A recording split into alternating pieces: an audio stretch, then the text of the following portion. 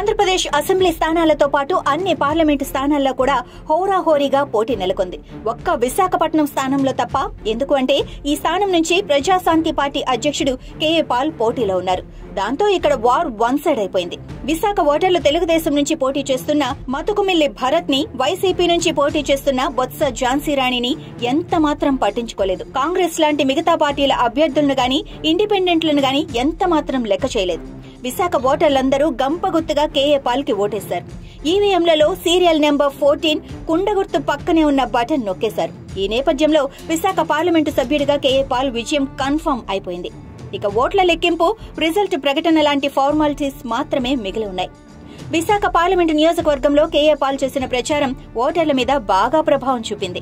తన సింబల్ కుండని పట్టుకుని రోడ్ల వెంట తిరగటం, సముద్రంలో వల వేసి చేపలు పట్టడం, అవసరమైతే విశాఖ స్టీల్ ప్లాంట్ కొనేసి ఉద్యోగాలిస్తానని చెప్పడం, విశాఖలో సముద్ర తీరం వెంట బోలెడన్ని మినీ హార్బర్లు కట్టిస్తానని చెప్పడం, అందరికీ ఉద్యోగాలు, ఉచిత వైద్యం, ఉచిత విద్య ఇస్తానని చెప్పడం, ఎన్నికల ప్రచారంలో భాగంగా చాలా కామెడీ పనులు చేసి ఓటర్లని కడుపారా నవ్వించడం, ఇవన్నీ ఓటర్లను ఆకర్షించాయి.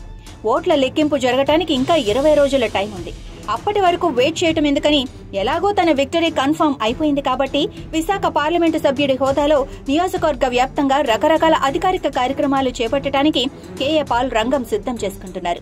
ఎంపీగా ఘన విజయం సాధించిన నేపథ్యంలో ఆయన మీడియాతో మాట్లాడారు. నా విజయం ఖాయమైపోయింది. విశాఖ పార్లమెంటు నియోజకవర్గంలో మొత్తం 14 లక్షల ఓట్లు పోలయ్యాయి. ఈ ఓట్లలో మొత్తం 10 లక్షల ఓట్లు నాకు పడ్డాయి. మా పార్టీ చేసిన ఇంటర్నల్ సర్వేల్లో నేను 10 లక్షల మెజారిటీతో గెలవబోతున్నట్లు తెలిసిపోయింది. నియోజకవర్గంలో ఉన్న 4 లక్షల క్రిస్టియన్ల ఓట్లు, 2 లక్షల మంది యూత్ ఓట్లు, స్టీల్ ప్లాంట్ కొంటానని అన్నా కాబట్టి 2 లక్షల నిరుద్యోగుల ఓట్లు, ఇంకా 2 లక్షల బలహీన వర్గాల ఓట్లు నాకు పడ్డాయి.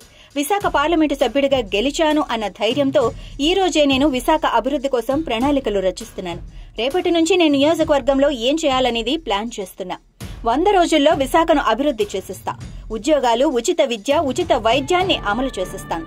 నా బర్త్డే సెప్టెంబర్ 25. ఈలోగా విశాఖ పార్లమెంటు నియోజకవర్గంలో జరిగే అభివృద్ధి చూసి అందరూ షాక్ అయిపోతారు అని కేఏ పాల్ చెప్పారు. కేఏ పాల్ లాంటి వ్యక్తి విశాఖ ఎంపీగా గెలవటం విశాఖ ప్రజల అదృష్టం.